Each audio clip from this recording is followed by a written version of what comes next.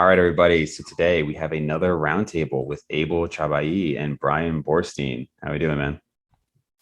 I'm good. How is Brian and Dave? Brian's great. Thanks for having me on, guys. It's nice and early, 7 a.m. here in California. So, up and ready to go. What are you doing there? We have business stuff. We're doing a 5-hour lifting seminar on Sunday. And then we spent yesterday doing like 5 hours of video demos and stuff like that for YouTube. Oh, wow. Okay, cool. So we're going to talk a little bit about, we've talked before on like biomechanics, this whole discussion on proper exercise selection. So we're going to dive into that a little bit more today, as well as maybe the utility of some accessories like Kasim and Mike Israetel recently had the discussion on band training. So we're going to talk about that. The first time I saw band training really being talked about for bodybuilding purposes was, I probably saw it here and there, but I saw it more so with John Meadows back in, I don't even know when that was, 2015, a long time ago. And there was a discussion on regular bands versus reverse bands. And I remember there's the theory that, well, they're exactly the same because in both instances, they're taking more tension off of the bottom and it's going to be harder at the top. Meadows had said at the time, well, but banded training, like regular banded, is harder compared to, just traditional. Whereas if you had reverse bands, you're taking weight off. And so it's actually easier to recover from, which at the time I kind of questioned because I'm like, well, in both cases, though, like obviously, if you are using a reverse band, you're going to use more weight, right? And if you're using a band, you're going to use less weight than you. So you still have like a proportionally something similar. And I've since seen evidence to suggest that they actually are different. But before I continue rambling, do you guys have any initial thoughts on that, one versus the other? Brian, you can go first. Yeah, I feel like when you regular band something, that you're not actually taking tension off the bottom, you're just making it harder at the top, right? Whereas the reverse band, if done properly, the way Cass prescribes it, would just take a little bit of teeny tension off the very, very, very bottom, but shouldn't actually impact what's happening like at parallel or above, which was interesting to hear. And I know he's explained that to me before, but I didn't exactly realize how acute and specific he wanted it to be, in that really it seemed like in that debate with Mike that he was really talking about just the last, like he was taking the bottom 25% and then gradually starting with a little bit off at the bottom and then gradually taking less and less off as you go up, so that essentially by the time you reach parallel, you're using full resistance. I have yet to be able to set that reverse band up properly such that I'm able to get it to completely slack off once I get to that point at parallel or whatever. Like that would be what would have to happen, is it would have to have tension at the very bottom, but then have no tension as you ascend up, right? But I've been unable to set that up properly. So he must have like a really cool, unique way of being able to do that. Yeah, like for me, it's interesting because it kind of made sense to me initially that if you use bands, then basically you're making the entire movement a bit like more evenly difficult. And I understand now Mike's counterpoints to that, well, we know that the stretched position of any exercise is like really stimulative, maybe more so than the other ones. And like there is some research now indicating that with that leg extension study, for example. But I'm still like intuitively, it would make sense that, okay, maybe it's good that something else is not the limiting factor before the stretched position would be. So you don't want to be bending something so much that now that's easier than some other part of the movement. But wouldn't it still be better if the other parts of the movements would be as challenging as the bottom? Like I don't see why that has to be like more of a limiter than something else, because then, okay, maybe that's really good, but still those other parts of the movement are now like under stimulated, like the muscle that would be responsible for, let's say, carrying out like the middle part of the bench press, let's say, that's understimulated because the sticking point is lower than that. So up here, it's easier. So like you might always be like kind of chronically too far away from failure at that part of the movement. So it always made sense to me that bands would be useful. And really the only reason I didn't use it personally is because of the standardization issue. Plus like the band even kind of like wears out maybe over time. So then it's hard to account for that because you don't know how much that's happening. If you're using two bands at two ends of the barbell, for example, those are going to be wearing out at different rates. So that could be an issue. So like there are practical issues, but for me, it always made sense that bands could be a really useful thing personally. What do you guys think? Yeah, I mean, on the extreme end, you've got somebody like, John Jaquish with the X3 or whatever the thing is. And he's saying like band training, just like just band training is superior. And like, that's all you do. And you don't even need barbell. You just have like the bands basically, or the bands connected to a barbell, which I don't think there's like a ton of evidence for. Although, the studies we do have on band training showed it to be pretty similar in terms of results. I know I'm always in the camp of like, I don't think it matters that much. I think there are differences in terms of the actual force being generated at different parts.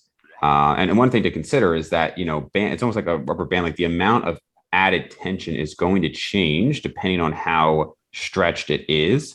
And so because of that, I don't think it's actually equivalent. Like if you could make it so that, it's 300 pounds right in the middle of the rep. So this is going to be to a failure set of like 10. I don't think that reverse banding and banding would be equal at the tops and bottoms, because I think that the amount of tension or relief of tension that you're getting from the two will be different depending on how stretched it is. Does that make sense? Yeah. But I know exactly what you mean.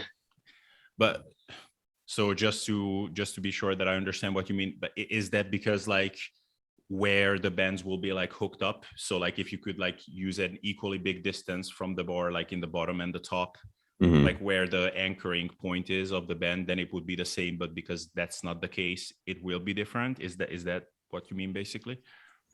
Yeah, I see what you're saying. Like if it was the exact same distance, which would be very hard to do, would it be the same? I guess I'd have to think about that a little bit. But even then, I would also wonder, like, could stability be a factor? Like if you're doing like a barbell bench press, would having the weight being pulled down, like when I've done banded training, now this would not be the case on like a leg press, right? Where it's stable. But if you're talking about like a bench press, I feel like it's significantly less stable as like both sides are pushing down compared to if it's just pulling. Yeah. I find that to not affect my stability much at all.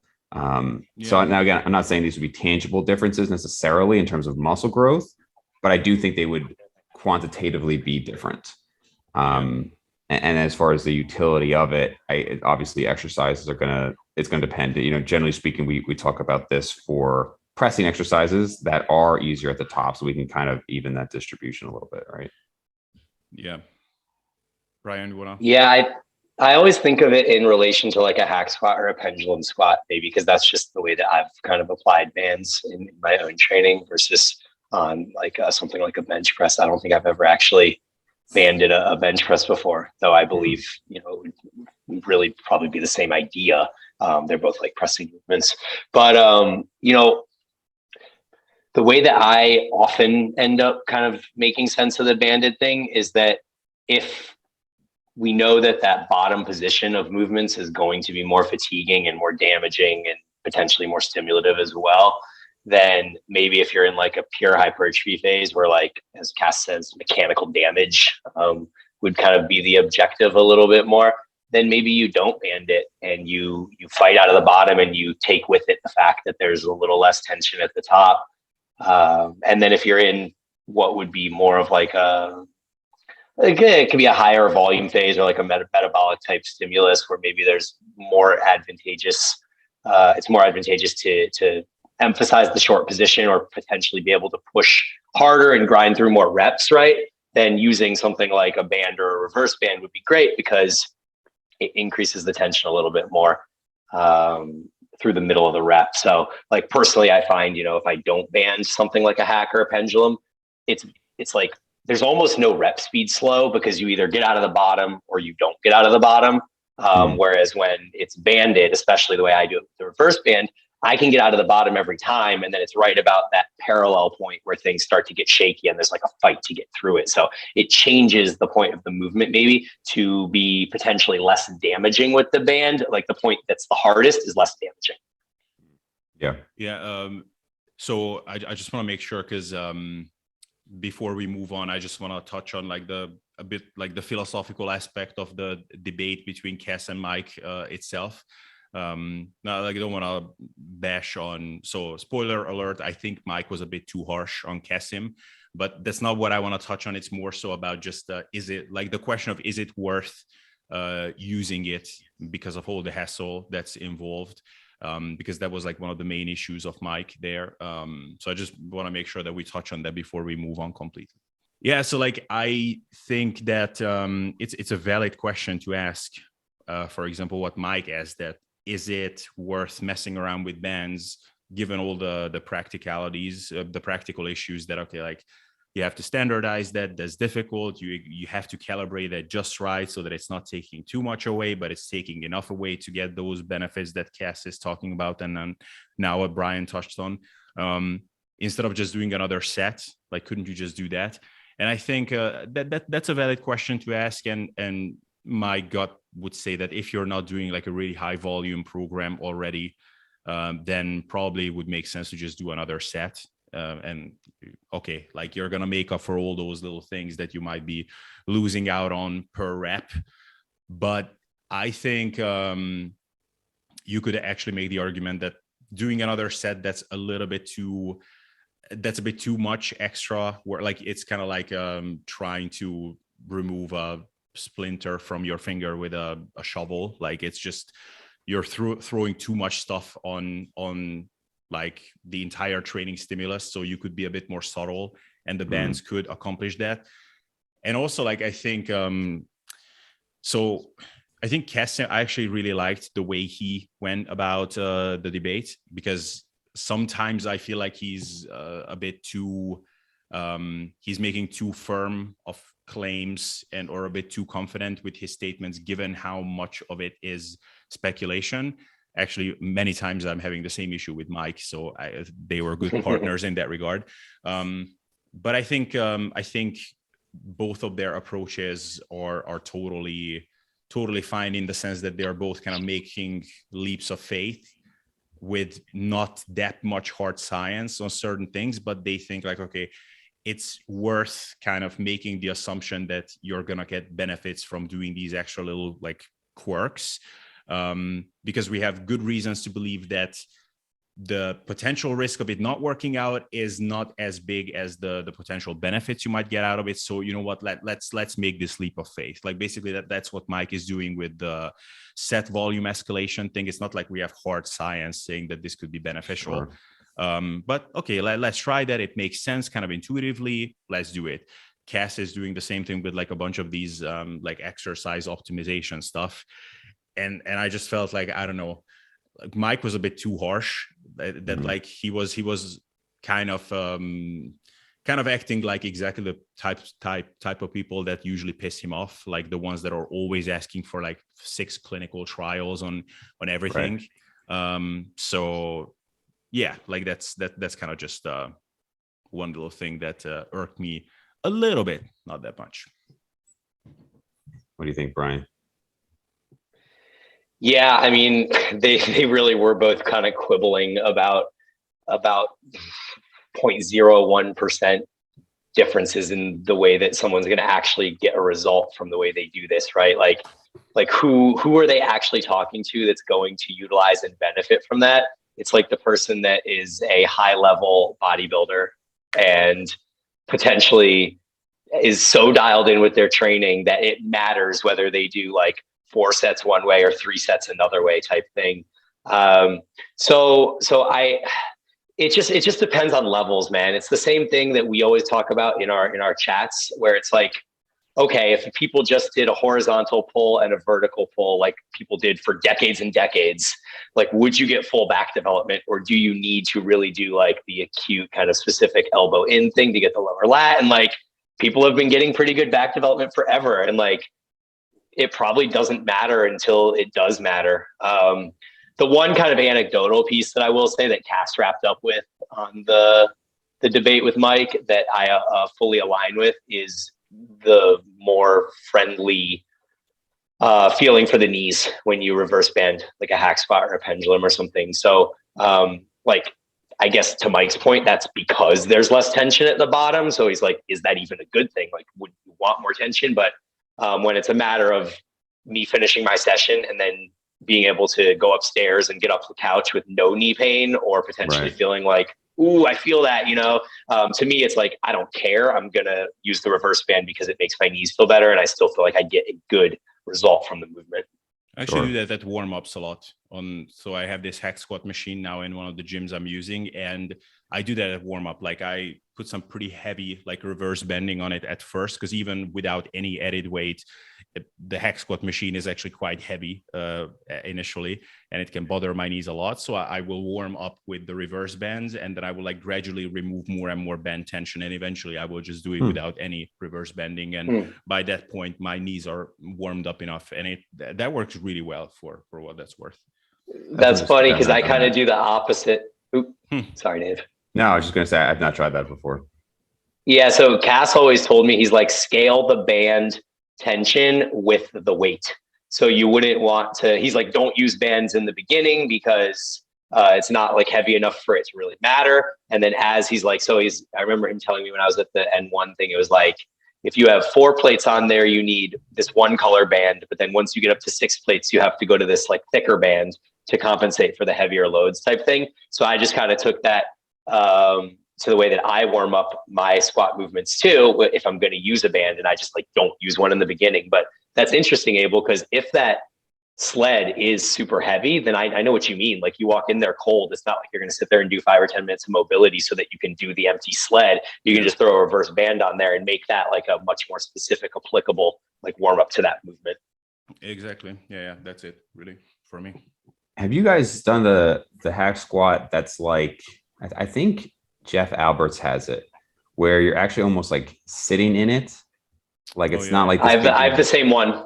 Oh, okay, so yeah, because I've been doing a lot of single leg training. I've stuck to the single leg, and I went to do that machine, and I don't know if it's just the one I have at this new gym I'm going to, but I couldn't even do like the sled. Like I went all the way down. I was like, this is really hard with one leg. And like I've done, 700-800 pounds on like regular leg presses, but I don't know if it's that machine in particular or just this one. Have you noticed that? Like it's like you just can't add nearly as much weight as like other machines. What brand is it? I'd have to check. They have mostly Life Fitness and Hammer Strength at this gym. Yeah. The Hammer Strength one is weird. I've used that Hammer Strength one before. It's called a linear hack, I believe. Okay. Yeah, I'll look when I go today. So the one that Jeff and I have is from Power Tech, and I've done single leg as well as double leg stuff on it. The capacity for the machine is either 600 or 700 pounds. And so I've worked in like the mid 600s with 2 legs. And when I go down to 1 leg, it's like 300 to 400 range usually. So about really? half. Yeah. Are you including the sled weight? Just added weight. Wow, because you typically 1 leg can do less than half, right? Because of the stability issue and everything, and just in general. And then if you're talking still 300 to 400 pounds, not only is that a little bit more than half of what you're doing double, but you're not even counting the sled weight. So really, you're probably talking about like 60 to 70%.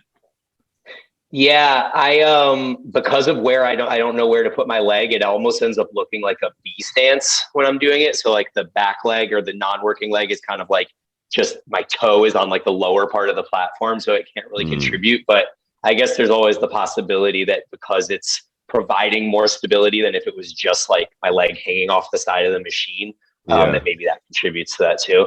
Okay. Yeah, it must be a different machine then. Yeah, because this thing, like, I went all the way down. I was like, this is not happening. Yeah. So.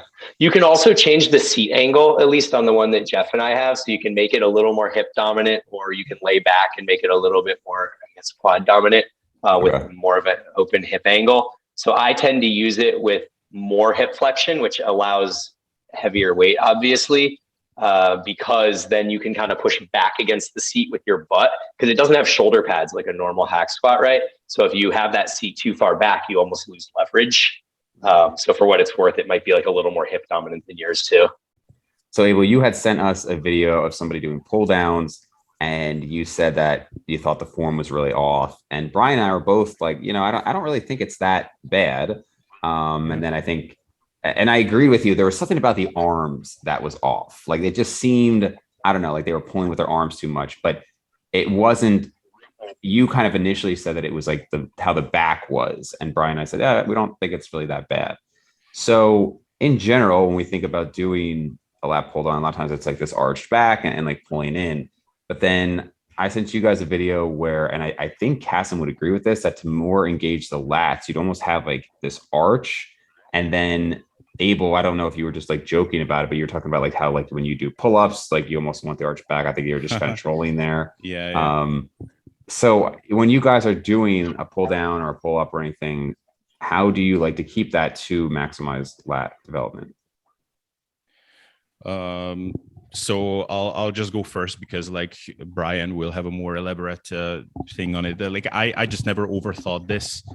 I actually had it like arched, and it was just like a weird intuitive. So I never gave it like any thought really. Like everybody was doing it that way, so I kind of just like copied what I was seeing. And like on most movements, actually you arch a little bit, like like on presses, like you usually arch a bit. On like even on lateral raises, you will often arch a little bit, like kind of chest up, like that's like the common thing. And also like I guess it just made it easier to stay in like a stand, like the same position, like back posture wise throughout the whole movement. Whereas if I kept it like more hunched forward, then it would have been more difficult at the top. Whereas like if I'm arching, then I can stay in the same position throughout. So yeah, but I never overthought it. Brian thought about it more. So yeah, Brian, how do you do it? So I always feel like if you're doing a pull up, the proper way that I always thought as well was to arch. So you create thoracic extension, you stick your chest up, and you try to maintain that position the whole time.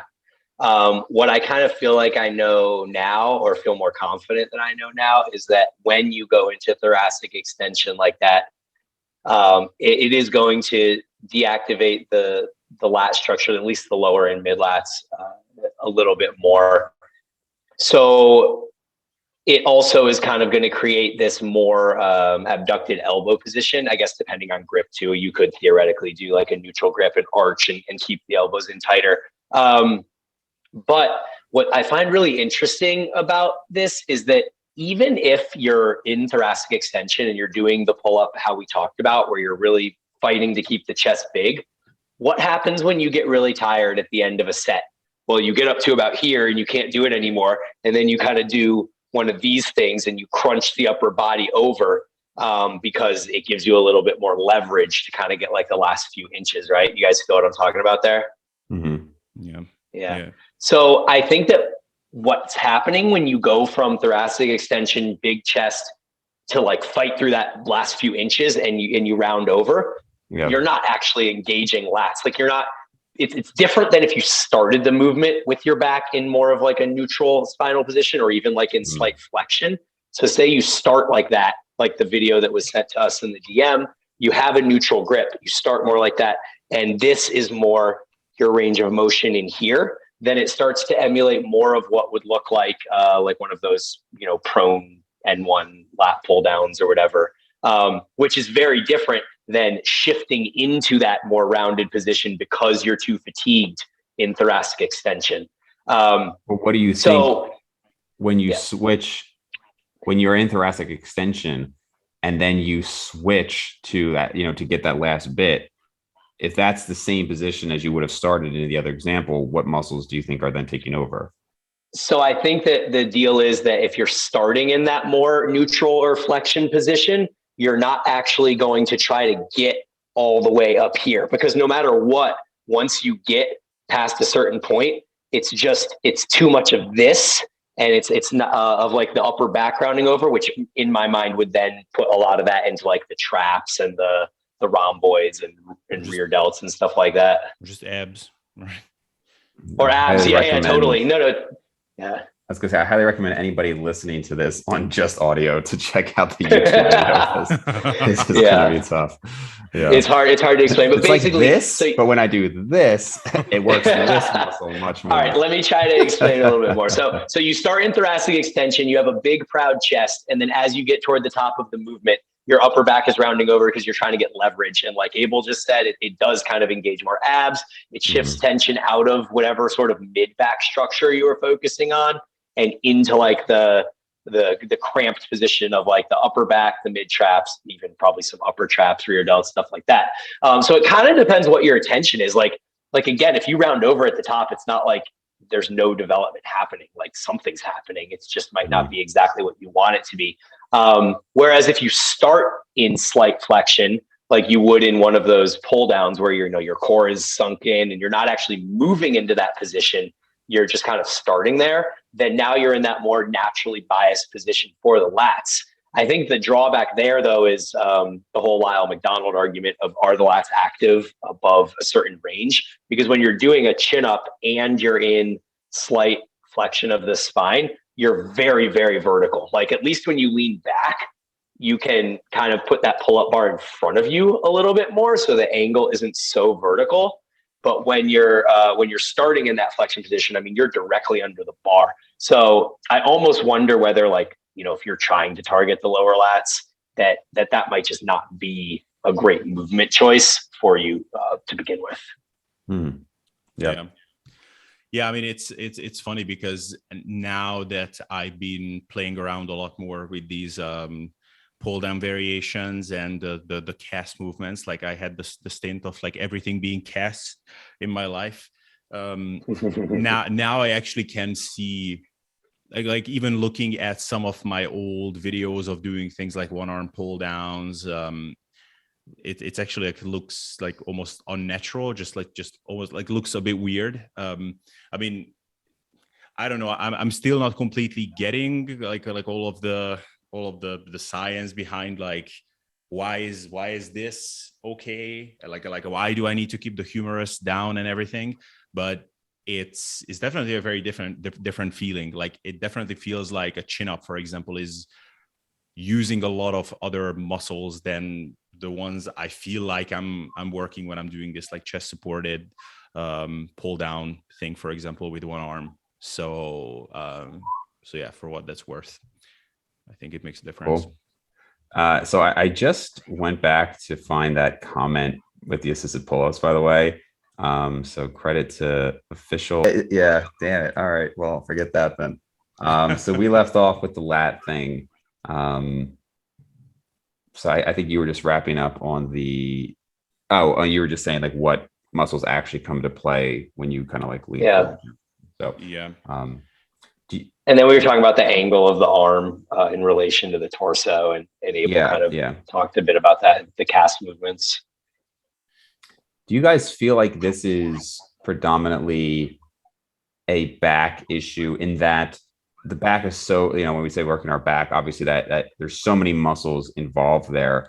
And it would make sense that being like one of the most complex muscle groups that we're working, there's going to be so much variation and discussion on it. Whereas like with biceps, I know some people have their special tricks and everything for biceps, but I mean, to me, it's kind of like, all right, you're looking at elbow flexion and there's different ways you can do it. Maybe some ways feel better to you.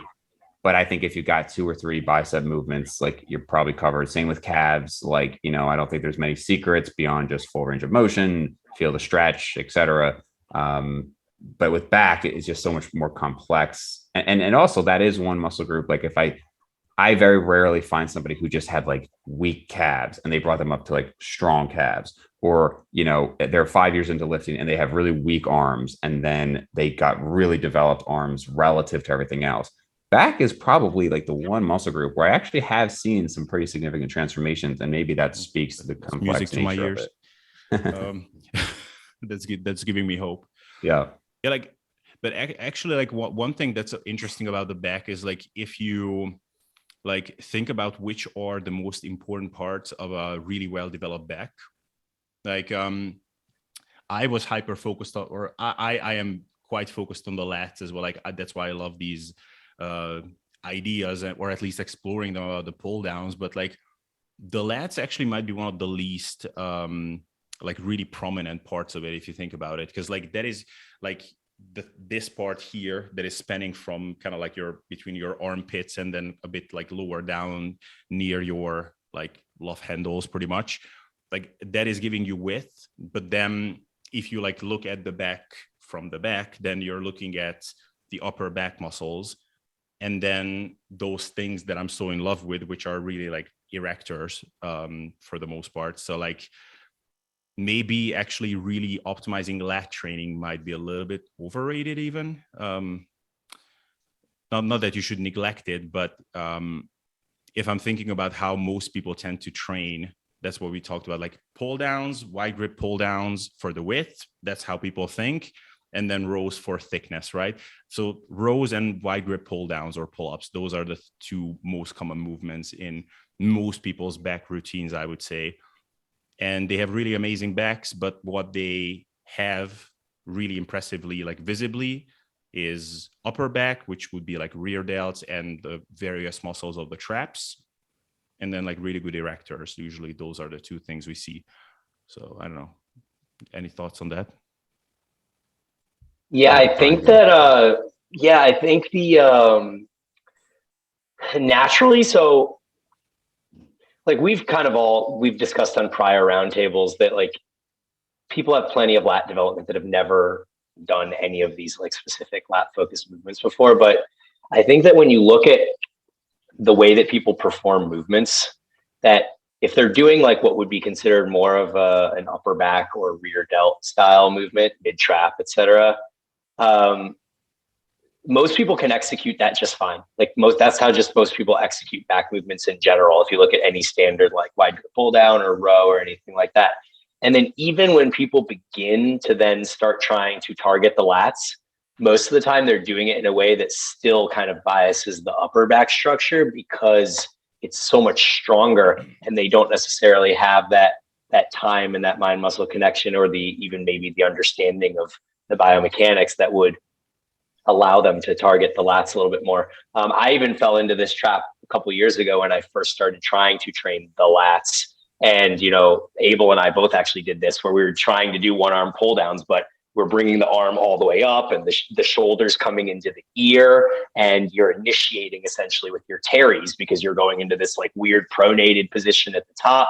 And so it's super, super subtle. But my point with all of this is just that I agree that the upper back is the most impressive part of the back when you're talking about like looking at people's general physique. But if lats are something they need, it's more common for that to be lacking, where most people don't really lack the like upper back development. And I think that's just a matter of, just not knowing really. Yeah. I guess I have to take back that the lats are not prominent. Like I'm looking at Chris Bumstead's back here. I mean, holy shit. those things under his arms are like, my God. But I mean, it's rare that someone will have it that much developed. But still, like the upper back is actually a lot of it is front delt. If I'm looking at a double back bicep, like a big part of it is having really big front delts, which is like a pretty big shape there in the middle of not in the middle, but the two sides where the shoulders are. But do you guys find you look at like like influencers or people like that for either like motivation or even advice, or do you find that at this point in the game you're just looking at somebody who has logical reasoning, like a Kasim, for instance, like he's at a higher body fat percentage, so I don't think anybody's really looking at his physique. Like he's a big muscular guy, but I don't think anybody's looking at his physique and be like, wow, like this is how I want to look. But he's got a good background, I guess, as far as trying to use rationality. And I don't love the whole like, well, you have to look at what makes sense because a lot of things can have face validity. But I guess just to summarize, like, do you look at somebody's physique as a token of what they've done, or do you just try to find like rationality at this point? Brian?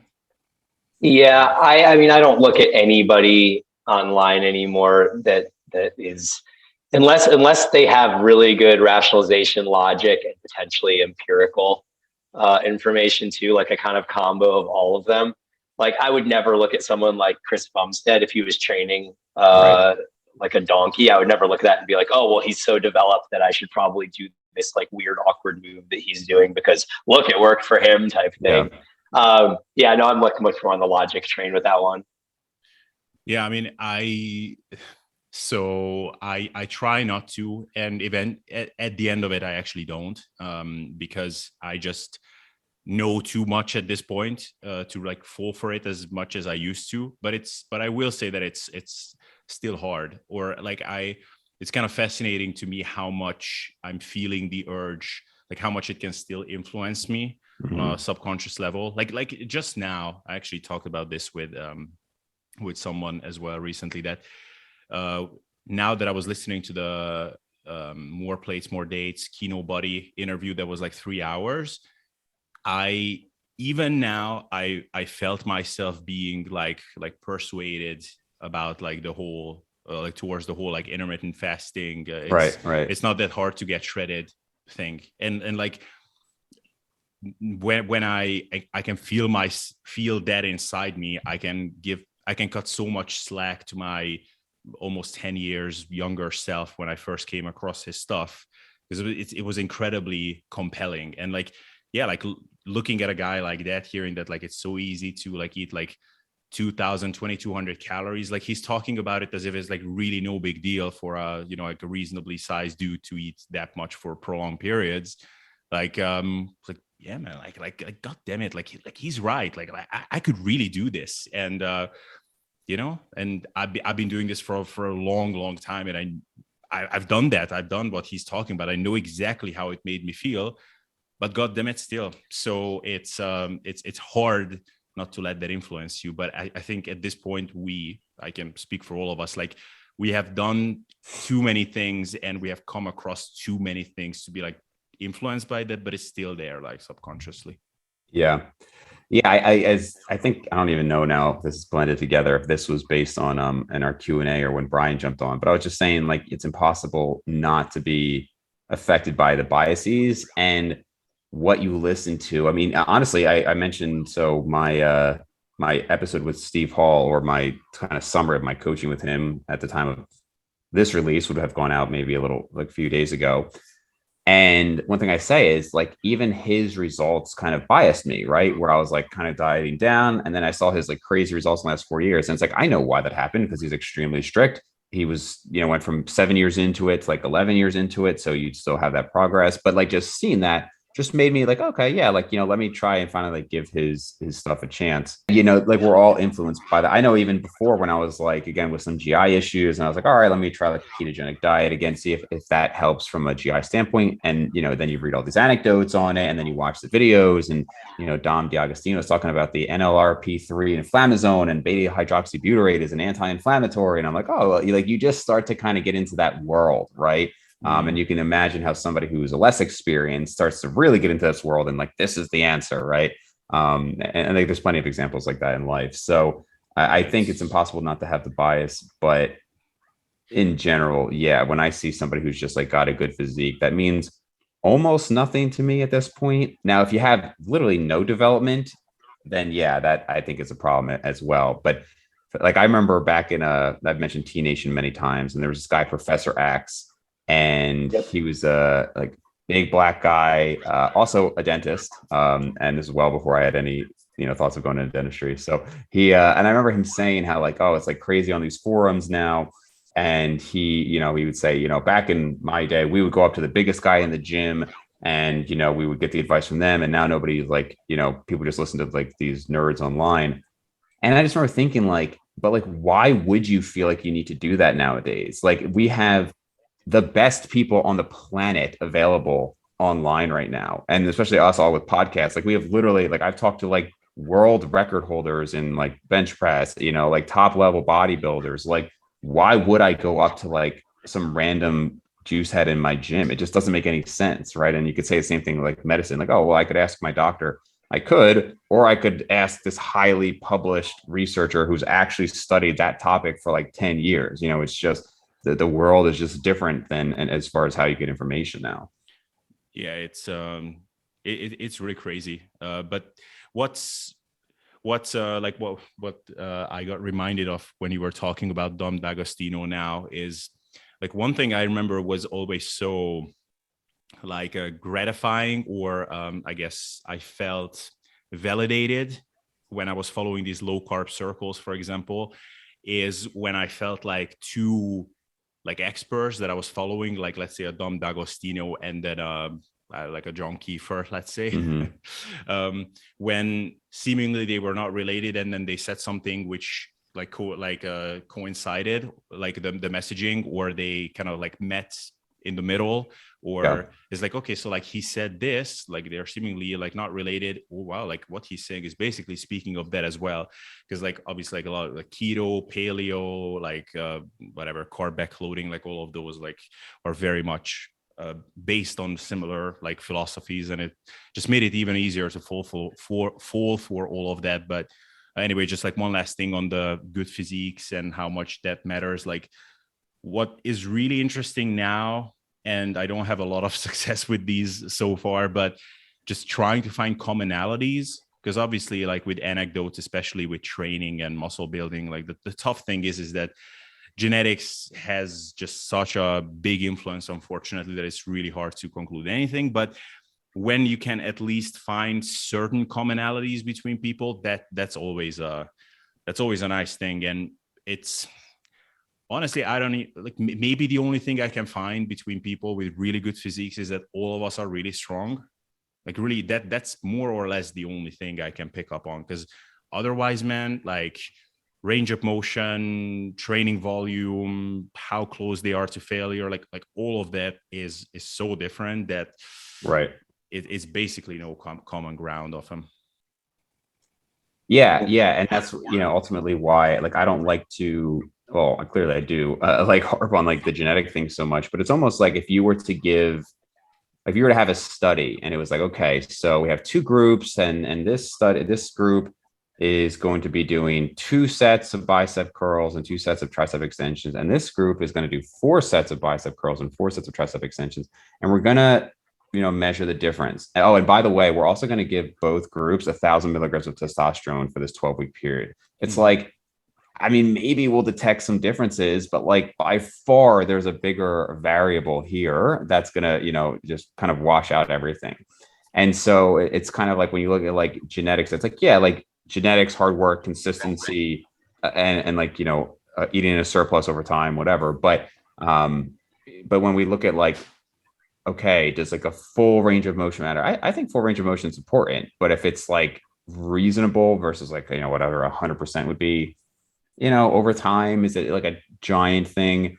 And like all these little techniques, even less so, and like this specific exercise variation, so I think it's fun, but it's that's why you see these huge camps where it's like, one of the things I mentioned in my Revive Stronger video is like, look, like there's guys who do 3 days a week, like the DC trainees, who are huge, like Dave Henry. And I mean, I think he went to a more advanced split later, but the point is like, there's massive guys with different diets, training, almost everything other than, like you said, they're all really strong. But even then, that's like a consequence of them gaining all this muscle from a variety of different methods. Yeah. Then you have people that are different. Go ahead. No, you go. I was just gonna say there's people with different strength levels that still look great too. Like for example, Jeffrey Verity Schofield, not the strongest guy, has plenty of muscle. I would say like looking at your video you did on strength levels at different levels of advancement, etc. Like I'm not in the highest category on almost any of those. I was like in the category right underneath that. For many of them, some of them I was, but it's also difficult to tell, I guess, because I don't perform a lot of those free weight movements. But looking at Jeff, I think he's like a perfect example where like he's back squats like 275 for 8 or something like that, and like dude has plenty of muscle. So I mean, I get that as like a general correlation, but for sure there's outliers there, just like there's outliers on the 3 times a week versus the 6 times a week, or the low volume versus the high, low, close to failure, not close to failure. Like there's just outliers on so many different sides. It's hard to even correlate anything. Yeah, I mean, even you and me, Brian, I mean, we're like almost identical strength on almost everything, right? And there's a substantial difference in muscle mass. And even with you being, I think, 2 inches shorter than me, you'd probably be 10 to 15 pounds heavier at a given body fat percentage. I mean, that's a big difference, right? For the same strength. Yeah, it's yeah. One thing I would be curious of though is so with all these people, I mean, for one, like one thing, like even Jeffrey, I mean, he is like he's still pretty strong. Like he's still pretty damn strong. He's just not like people with as good of physique as what he has. They will be often stronger. Right. But other than that, I mean, it's not like, so like you will never find a guy that is like really impressive physique wise and cannot bench like at least like, you know, 2 plates or something. I would actually be really curious like how strong Jared Feather was. I will actually try to ask him if he even remembers, because like at 6 months of training, like he had a better physique than many people will ever have. But like the one thing I'm curious of is whether so like that's a commonality that like all of them are pretty strong. I wonder if like all of them had a phase where they were like kind of chasing the weights in a bro way. Because that's what we talked about earlier, Dave, that like it seems like if you're not purposeful enough with chasing those weights a bit and going for that progressive overload, then often progressive overload won't happen naturally because it won't be so intuitive that the weights are becoming so much easier because they just don't become that easy ever. So I wonder if that was a commonality with these people. That could be something. I don't know if that can be surveyed somehow, but would be cool to know. Yeah, I think Jared is quite strong. He's just doesn't perform it much. You know, I think he is actually very strong if he wanted to demonstrate it.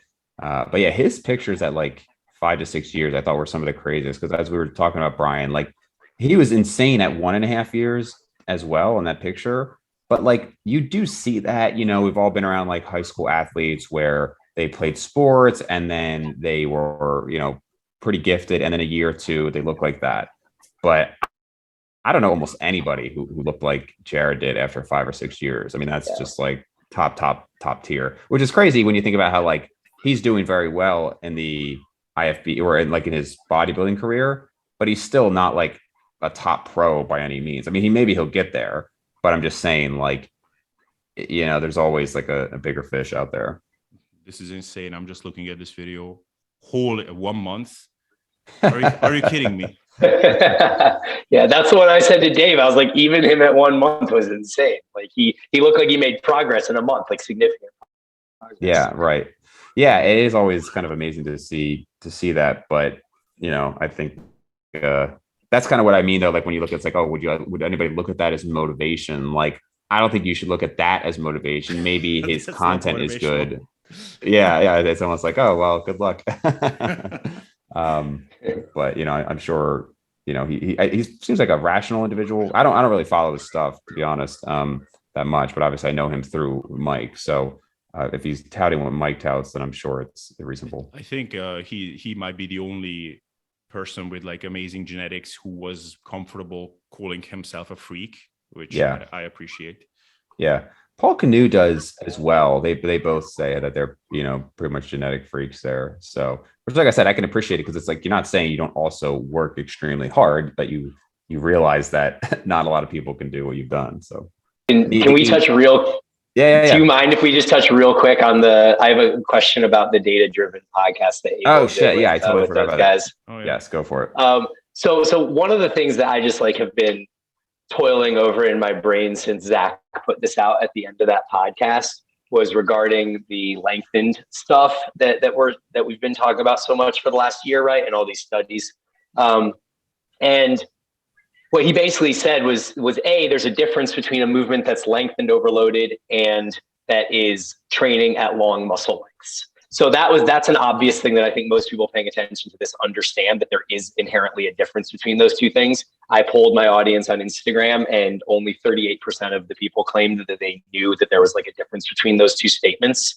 But But when Zach talked about it, he was like, we know that there's something about lengthened. We don't know whether it's that the movement needs to be overloaded in the lengthened position, or that we just need to be training at long muscle lengths.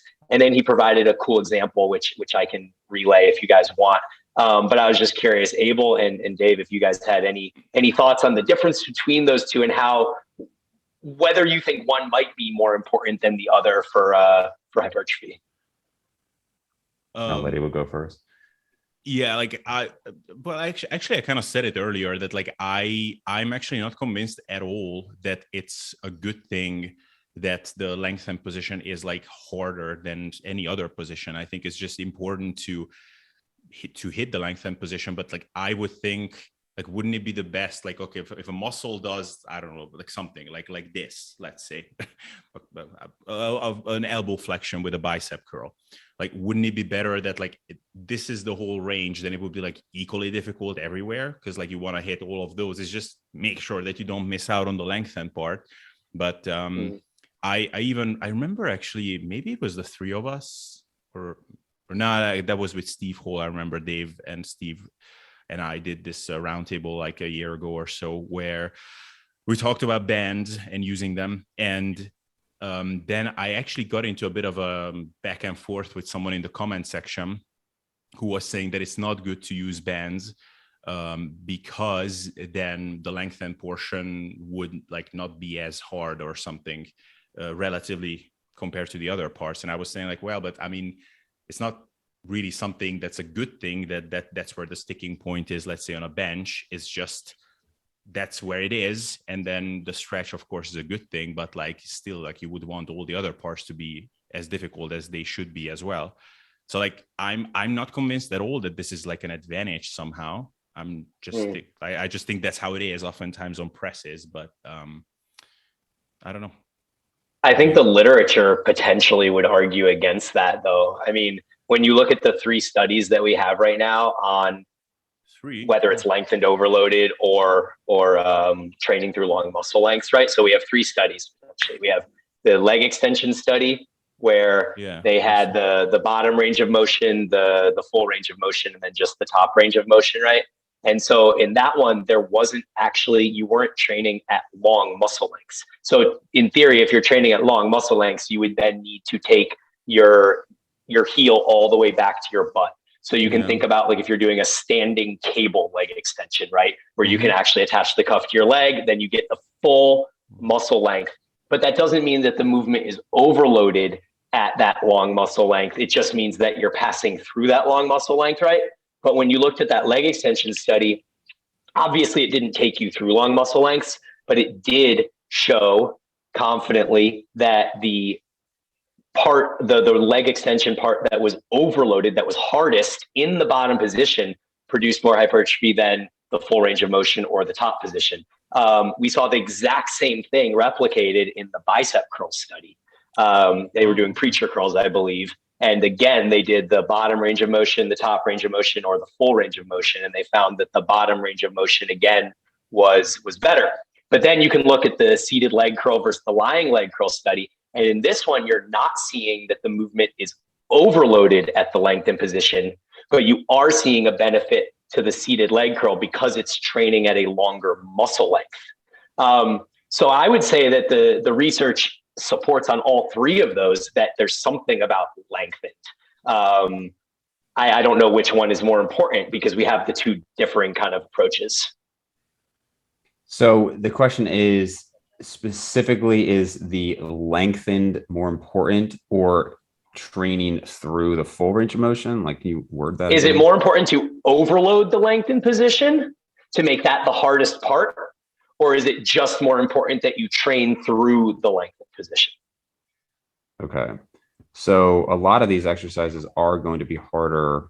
Well, at least the ones that we talked about, with bands, are going to be harder in the lengthened position already, right? Mm-hmm. So when you say overload them, you may make them even harder. Well, so I think inherently you look at something that's already lengthened overloaded, like a squat or a press or something like that, and you don't need to touch that. I think what we're focusing on more are movements that are essentially short overloaded, like a leg curl, a bicep curl, or a leg extension, which are the 3 studies we have. Yeah. And in those studies, they made it harder in the lengthened position where it usually wouldn't be harder there. Right. Yeah.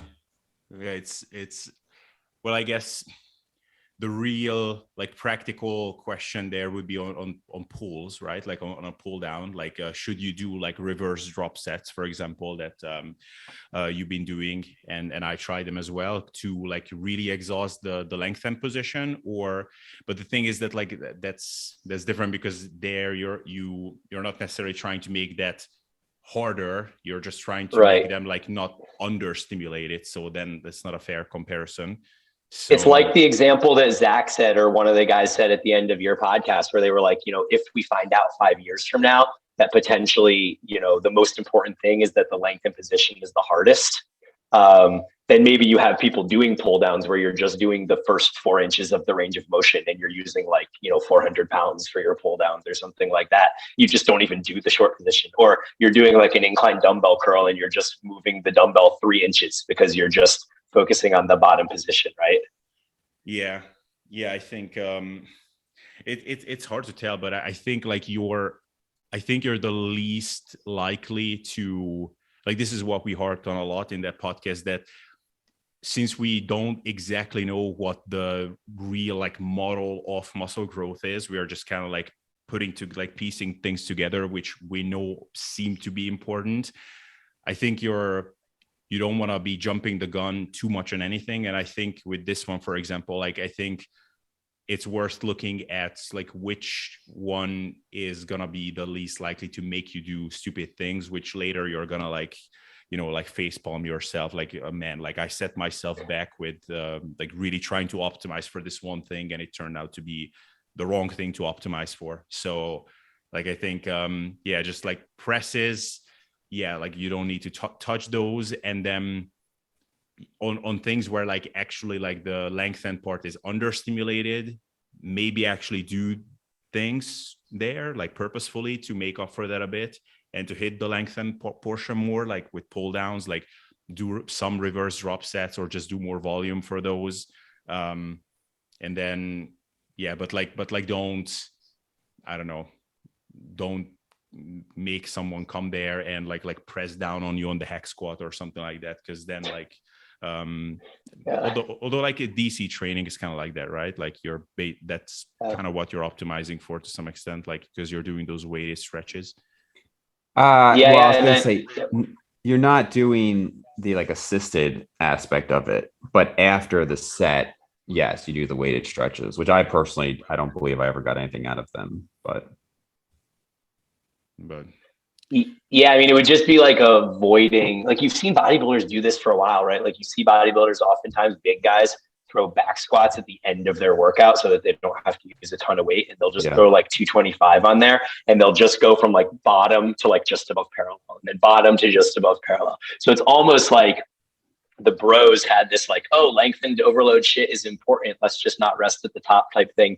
And I don't know, like I guess I always used to joke that was ineffective, because you're just essentially creating metabolites and your shit's going to burn really bad. So I don't know, like you're probably ultimately limiting the amount of weight that you can do and the mechanical tension you can create by doing something like that. But it all kind of made my mind explode a little bit as I was listening to them talk about it, and the potential different ramifications of which one is more important, but also the fact that like the length position is important in general, and then like what that may mean for things going forward. So that's interesting. Yeah, no, I think some of the evidence has kind of confirmed what bodybuilders were doing. A lot of them, like I don't like lock out the last couple of inches on a bench press. I just kind of keep going until like, I mean, it's very still a pretty full range of motion, but that last like, 2 inches, I probably don't do with a squat, maybe on like if I need like a little breather, but generally I try to keep like an even tempo. But yeah, the weighted stretches thing is interesting. I mean, there's studies to support it, but not a lot. And I know Dante's a big fan of them, but the studies that show it, it's like, well, you just had somebody do like a stretch and that was it. And it's like, well, yeah, a stretch can be a stimulus, but the question is a stretch on top of already sufficient exercise is going to matter that much. And then you got the bird study with the hanging off on the wings. And again, that's like not even close to what would be done in humans at all. And again, there's no comparison to actual training.